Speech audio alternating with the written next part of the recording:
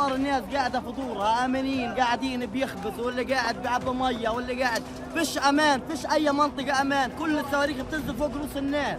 حسبنا الله ونعم الوكيل على كل واحد شايف وساكت، على كل واحد شايف وساكت. حسبنا الله ونعم الوكيل. ايش الدمار اللي أكثر من 70 نفر تحت رجلينا هنا، أكثر من 70 نفر مش قادرين نطلعهم.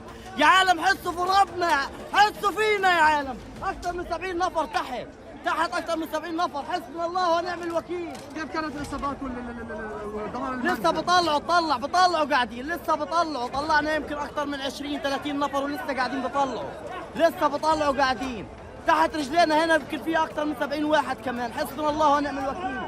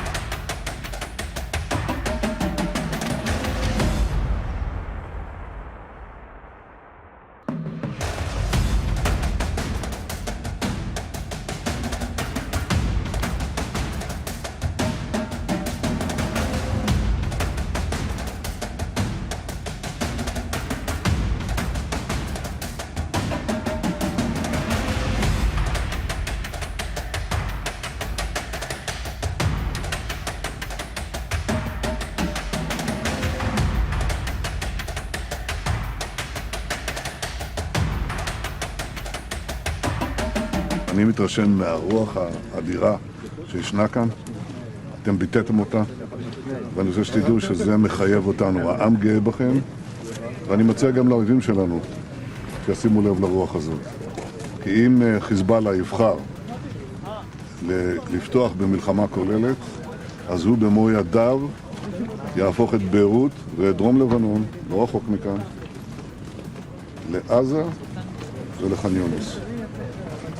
אנחנו נחושים להביא את הניצחון ונעשה את זה בעזרתכם. תודה רבה לכם.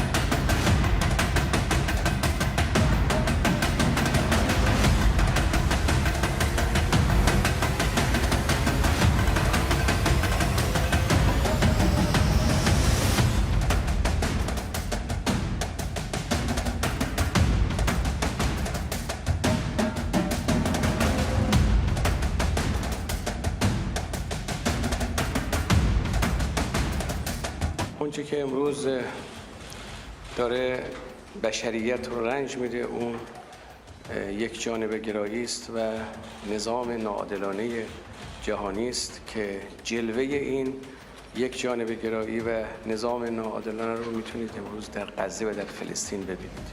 اونچه در فلسطین داره صورت میگیره حقیقتاً یک نسل کشی و جنایت علیه بشریت.